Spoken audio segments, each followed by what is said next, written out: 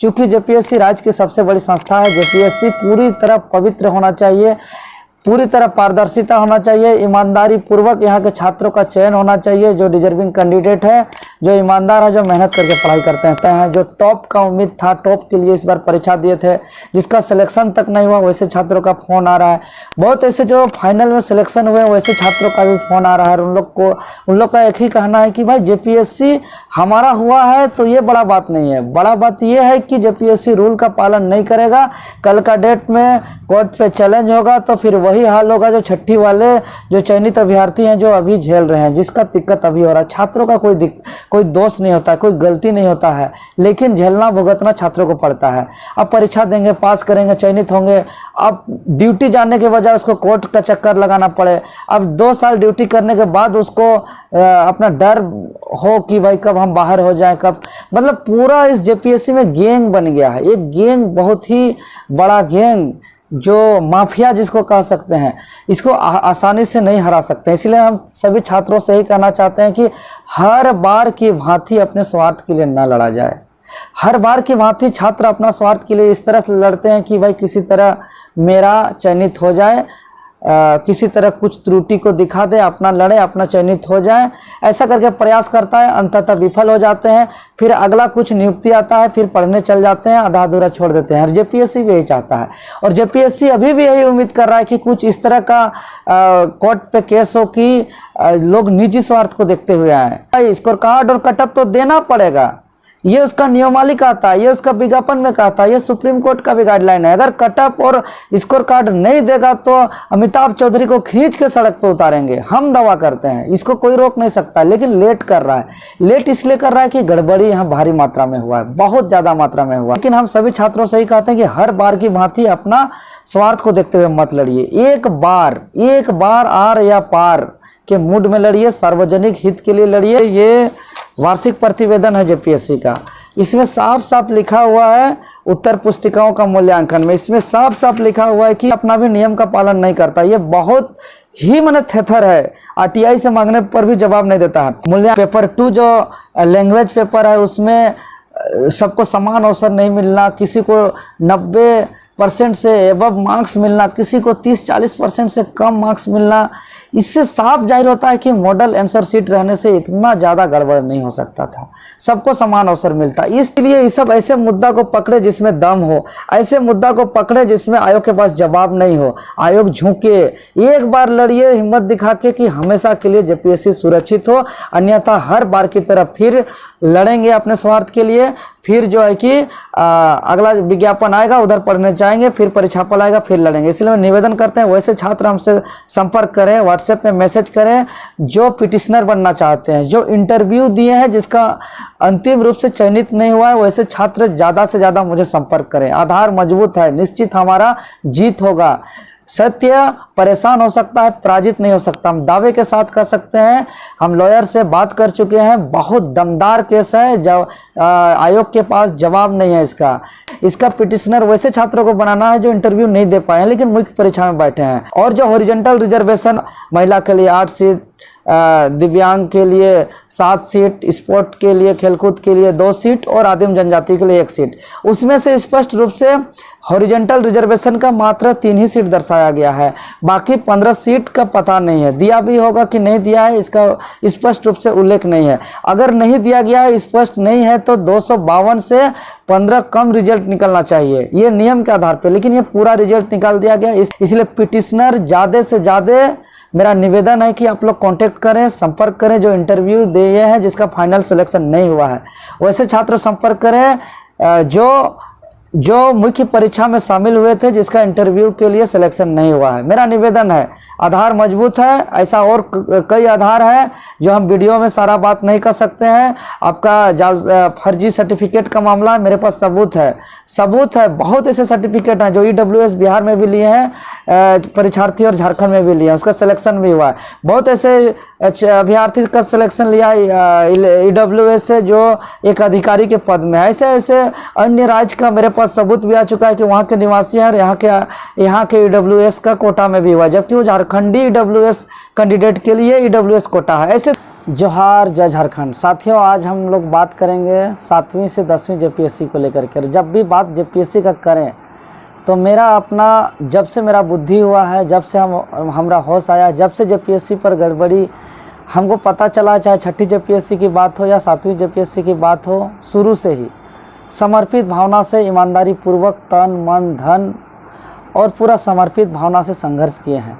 और 7वीं जेपीएससी में तो पूरा शुरुआत से एकदम पूरा दिन रात लगे हुए हैं। इसके दरमियान में हमारे ऊपर लाठीचार्ज हुआ, एफआईआर हुआ, जेल तक जाना पड़ा, बहुत ऐसा यातनाएं सहना पड़ा। हाँ, कुछ परिणाम भी आया कि हम लोग का संघर्ष से कटअप जारी हुआ। हम लोग का संघर्ष से कटअप से कम मार्क्स लाने वाले जो पास हुए थे उनको वैसे लोग बाहर हुए, जो कटअप से ज़्यादा अंक लाकर जो फेल हुए थे वैसे कुछ छात्र अंदर हुए, परीक्षा लिखे, रिवाइज रिजल्ट जारी हुआ। तो उसके बाद बहुत ऐसे छात्र को जिसको मौका मिला वो अंतिम रूप से चयनित भी हुए। संघर्ष का परिणाम भी आया। लेकिन आज रिजल्ट का 13 दिन बीत चुका। 31 तारीख को रिजल्ट आया था, 31 मई को, और उससे एक दिन पहले यूपीएससी का भी आया। लेकिन ख़ास बात यह है कि यूपीएससी का रिजल्ट के साथ कटअप मार्क्स, स्कोर कार्ड सब जारी हो गया। लेकिन जेपीएससी आज 320 घंटा बीतने के बाद रिजल्ट तो दिया लेकिन कटअप जारी नहीं किया, स्कोर कार्ड जारी नहीं किया। बताइए, आप ही लोग बताइए, आप ही लोग बताइए कि बिना मार्क्स और बिना कटअप का क्या रिजल्ट जारी होता है?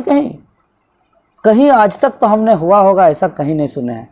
और इस तमाम चीज़ को ये जेपीएससी ना अपना नियम तो बना हुआ है, ना नियुक्ति नियमावली का पालन करते हैं, ना अपना विज्ञापन के रूल का पालन करते हैं। सब कुछ अपने जब जिसको जो मन आया, जिस तरीके से अपने दामादों को, भाई भतीजा को अंदर करने का जहाँ से मौका मिले हर मौका ये तलाशते हैं और चुकते नहीं हैं। इसका जीता जागता उदाहरण है हमेशा। तो चाहे जेपीएससी को, इसीलिए हम तो अब कहने में ज़रा भी ये शर्म की बात नहीं है या संशय की बात नहीं कि झारखंड पब्लिक सर्विस कमीशन जो है इस तमाम चीज़ को देखते हैं कि कटअप जारी नहीं होता है, स्कोर कार्ड जारी नहीं होता है, लगातार क्रमवार पास हो जाते हैं, वीक्षक का हस्ताक्षर नहीं होता ओएमआर में, एब्सेंट वालों को पास कर दिया जाता है, कहीं बिना ओएमआर का जो है कि पास कर दिया जाता है। तो इस तमाम चीज़ को देखते हैं तो यही जेपीएससी को अब कहने मन करता है कि ये पूरी तरह 6-5 सेटिंग गेटिंग कमीशन बन गया है। मैंने झाल फांस संजोग कमीशन, हर चीज़ को संजोग बता देता है। ये इतना थेथर जेपीएससी है, हम बता दें, चाहे यूपी पीएससी का बात करें, बीपीएससी का बात करें, हर अपना पब्लिक जो सर्विस कमीशन है सबका नियम है, सबका नियम के आधार पर नियुक्ति होता है। कहीं इतना विवादित नहीं है। सबको अपना कटअप मार्क्स हो, स्कोर कार्ड हो, पारदर्शिता के साथ ओएमआर अपलोड करने की बात हो, या मॉडल आंसर शीट जारी करने की बात हो, या आरटीआई से कोई जवाब मांगते हैं तो उसको संतोषपूर्वक जवाब देने की बात हो, सब चीज़ मिलता है। लेकिन मेरा आप तमाम छात्रों से एक ही अपील है, एक ही निवेदन है, हाथ जोड़ के प्रार्थना करते हैं कि जेपीएससी को सुधारना बहुत ज़रूरी है। जेपीएससी जब तक नहीं सुधरेगा राज्य का स्थिति नहीं सुधर सकता है। क्योंकि जेपीएससी राज्य की सबसे बड़ी संस्था है। जेपीएससी पूरी तरह पवित्र होना चाहिए, पूरी तरह पारदर्शिता होना चाहिए, ईमानदारी पूर्वक यहाँ के छात्रों का चयन होना चाहिए, जो डिजर्विंग कैंडिडेट है, जो ईमानदार है, जो मेहनत करके पढ़ाई करते हैं, तभी जाके यहाँ भ्रष्टाचार खत्म हो सकता है। अन्यथा यहाँ का लॉ एंड ऑर्डर का बात करें, यहाँ का जो भी नीति नियुक्ति नियमावली का बात करें, जितना चीज़ का बात करें, चाहे यहाँ पे हर चीज़ में यहाँ घोटाला होगा, स्कैम होगा, सब चीज़ मतलब कि भ्रष्टाचार बढ़ता ही जाएगा। जैसे आप लोग देख रहे हैं पूजा सिंघल की बात हो, ऐसे तमाम चीज़। तो अभी हम 13 दिन बीतने के दरमियान में हम लोग ने बहुत ऐसे छात्रों से बात किया। हमारे पास फेल छात्रों का जो इंटरव्यू तो गए हैं, जो टॉप का उम्मीद था, टॉप के लिए इस बार परीक्षा दिए थे, जिसका सिलेक्शन तक नहीं हुआ, वैसे छात्रों का फ़ोन आ रहा है।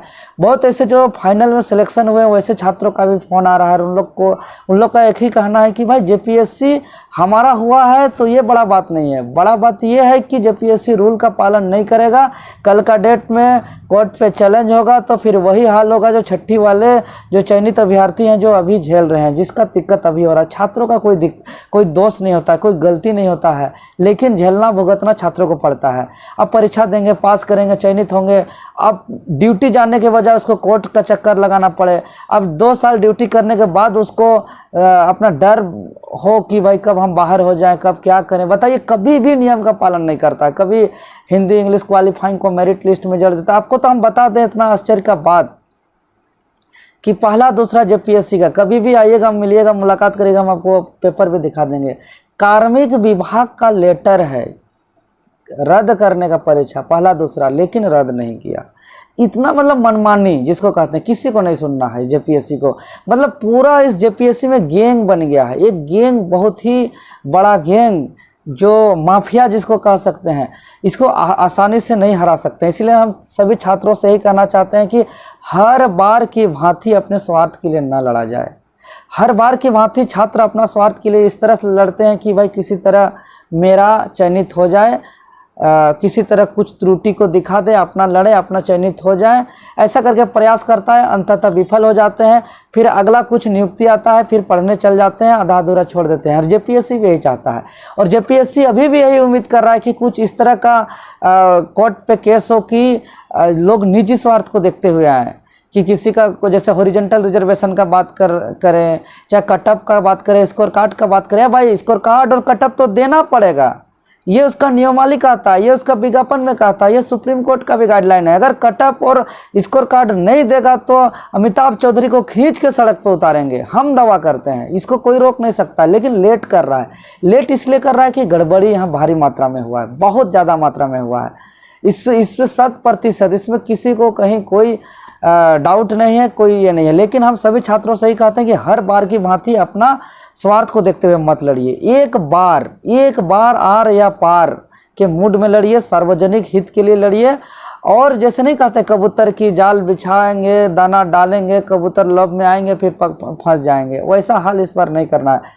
नहीं तो क्या करेंगे कि अभी हॉरिजॉन्टल विकलांग वाले, दिव्यांग वाले सोचेंगे मेरा उधर से हो जाएगा, महिला वाले सोचेंगे उधर से हो जाएगा, कुछ न कुछ करके हो जाएगा, क्या गारंटी नहीं होगा। फिर अगला नियुक्ति आएगा, फिर उधर पढ़ने चल जाइएगा, फिर उसके बाद अंतिम परीक्षा फल आएगा, फिर रोइएगा। तो बार बार कितना स्टूडेंट रोएगा, कितना झेलेगा स्टूडेंट। इसलिए आप झेलने की बात नहीं होगी। एक बार सभी छात्रों से मेरा निवेदन है कि सार्वजनिक तौर पर एक साथ लड़िए। हम लॉयर से बात कर चुके हैं, हमारा आधार बहुत मजबूत है।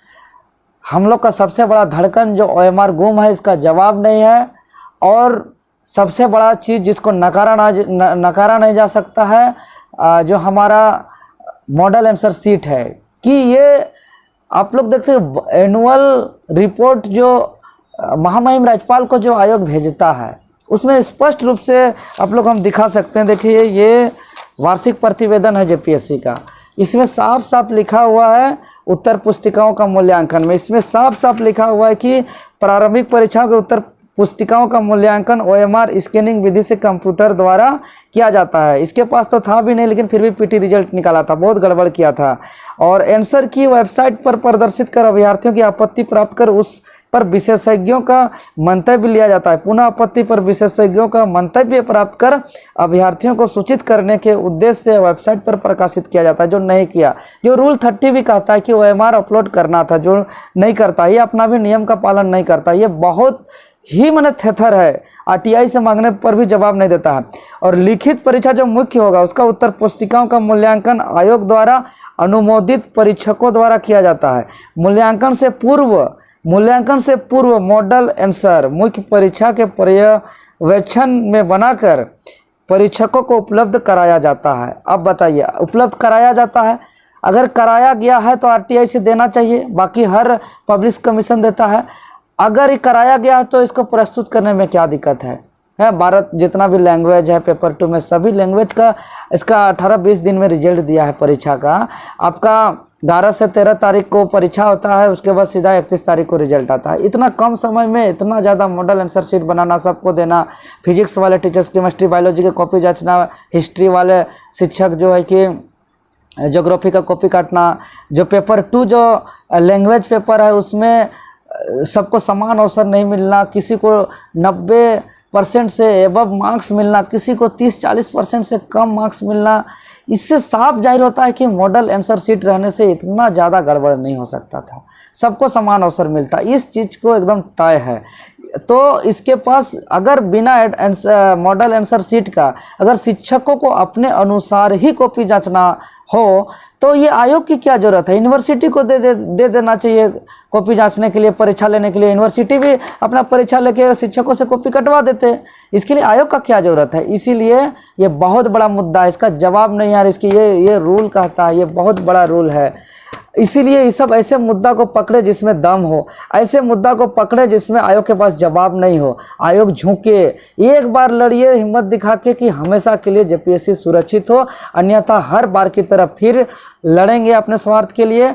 फिर जो है कि अगला विज्ञापन आएगा, उधर पढ़ने जाएंगे, फिर परीक्षा फल आएगा, फिर लड़ेंगे। इसलिए मैं निवेदन करते हैं वैसे छात्र हमसे संपर्क करें, व्हाट्सएप में मैसेज करें जो पिटिशनर बनना चाहते हैं, जो इंटरव्यू दिए हैं जिसका अंतिम रूप से चयनित नहीं हुआ है, वैसे छात्र ज़्यादा से ज़्यादा मुझे संपर्क करें। आधार मजबूत है, निश्चित हमारा जीत होगा। सत्य परेशान हो सकता है, पराजित नहीं हो सकता। हम दावे के साथ कर सकते हैं, हम लॉयर से बात कर चुके हैं, बहुत दमदार केस है, जब आयोग के पास जवाब नहीं है इसका।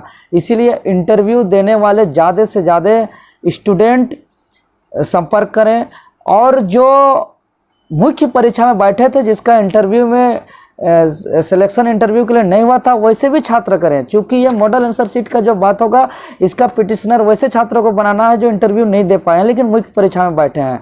इसीलिए और जो पीएच वाला है उसका तो रूल हम बता ही देते हैं कि ये पीएच वाला का ये कार्मिक विभाग का नियम है। साफ साफ ये नियम कहता है कि अगर बेंचमार्क निःशक्तता ग्रस्त व्यक्ति की नियुक्ति यदि सुयोग्य उम्मीदवार के अभाव से किसी नियुक्ति वर्ष में नहीं की जा सके तो बाद के नियुक्ति वर्ष में आरक्षण का अग्रनयन किया जाएगा। अब बताइए 252 सीट है, 252 का 252 रिजल्ट निकाल दिया। और जो हॉरिजॉन्टल रिजर्वेशन में जो 15 सीट था, महिला के लिए 8 सीट, दिव्यांग के लिए 7 सीट, स्पोर्ट के लिए, खेलकूद के लिए 2 सीट और आदिम जनजाति के लिए 1 सीट, उसमें से स्पष्ट रूप से हॉरिजॉन्टल रिजर्वेशन का मात्र 3 ही सीट दर्शाया गया है। बाकी 15 सीट का पता नहीं है, दिया भी होगा कि नहीं दिया है इसका स्पष्ट रूप से उल्लेख नहीं है। अगर नहीं दिया गया है, स्पष्ट नहीं है, तो 252 से 15 कम रिजल्ट निकलना चाहिए ये नियम के आधार पे, लेकिन ये पूरा रिजल्ट निकाल दिया गया इस तरह से। और कटअप का बात है, लेकिन ये चाहता है कि आदमी एफआईआर के रूप में, आयोग चाहता है कि कटअप के लिए एफआईआर करे, स्कोर कार्ड के लिए करे। हमको तो देना ही है, दे देंगे, और बाकी जो मुख्य मुद्दा जिसका जवाब नहीं वो दब जाए। इसीलिए सोच समझ के हम लोग को लड़ना है। इसलिए पिटिशनर ज़्यादा से ज़्यादा मेरा निवेदन है कि आप लोग कांटेक्ट करें, संपर्क करें जो इंटरव्यू दिए हैं जिसका फाइनल सिलेक्शन नहीं हुआ है, वैसे छात्र संपर्क करें जो मुख्य परीक्षा में शामिल हुए थे जिसका इंटरव्यू के लिए सिलेक्शन नहीं हुआ है। मेरा निवेदन है, आधार मजबूत है, ऐसा और कई आधार है जो हम वीडियो में सारा बात नहीं कर सकते हैं। आपका फर्जी सर्टिफिकेट का मामला है, मेरे पास सबूत है। बहुत ऐसे सर्टिफिकेट हैं जो ईडब्ल्यूएस बिहार में भी लिए हैं परीक्षार्थी, और झारखंड में भी लिए हैं, उसका सिलेक्शन भी हुआ है। बहुत ऐसे अभ्यर्थी का सिलेक्शन लिया है ईडब्ल्यूएस से जो एक अधिकारी के पद में है। ऐसे अन्य राज्य का मेरे पास सबूत भी आ चुका है कि वहाँ के निवासी हैं और यहाँ के ईडब्ल्यूएस का कोटा में भी हुआ, जबकि वो झारखंडी ईडब्ल्यूएस कैंडिडेट के लिए ईडब्ल्यूएस कोटा है। ऐसे तमाम चीज़ें हैं। बस आप लोग साथ दीजिए, सहयोग कीजिए। एक बार जेपीएससी को पवित्र बनाना है, स्वच्छ बनाना है और पारदर्शिता से नियुक्ति करने के लिए